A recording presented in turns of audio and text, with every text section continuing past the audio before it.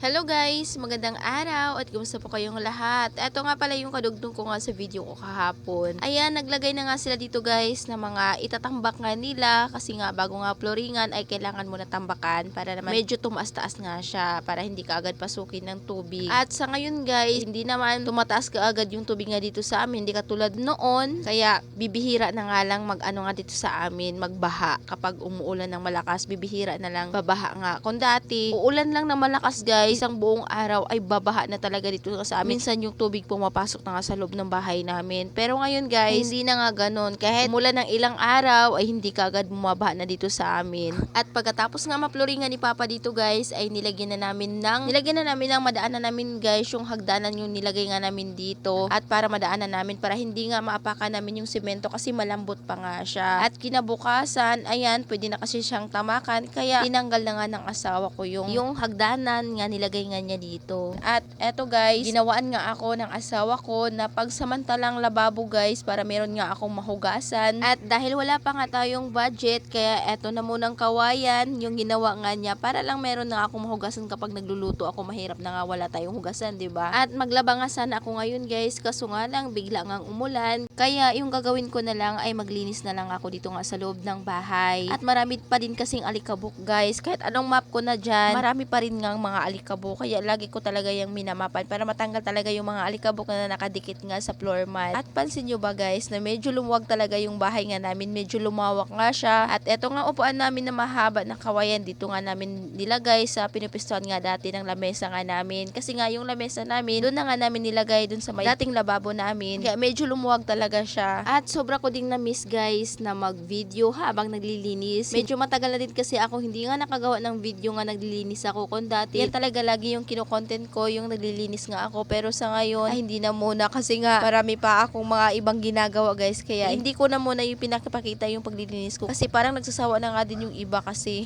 ang hirap talaga magiging content creator kasi ang hirap mag-isip ng video na ipopost mo. Ang hirap talaga. Lalo na katulad namin, andito na nga lang kami sa bahay at laging napapakita nga lang namin yung pagluluto, yung mga paglilinis. At kailangan pa na meron kang i-post na video araw-araw. Wala naman tayong ibang video na maipakita nga kundi dito lang talaga sa bahay. Minsan, nagsasawa na nga rin ako kumuha ng video nga dito sa ginagawa ko nga sa bahay pero wala tayong magagawa eh. Feeling vlogger tayo eh, kaya kailangan talaga natin gampanan yan. Cheers! At sana, huwag kayong magsawa manood nga sa amin kahit simple lang yung mga video namin. Suportahan nyo pa rin kami. At ngayon pa lang ay magpapasalamat na nga rin ako sa inyo sa panonood nyo sa mga video ko. Ayan guys, pagkatapos ko nga palang nagwalis ay nagmap naman ako. At yan lang muna guys for today's video. Maraming salamat po sa inyong panonood. God bless!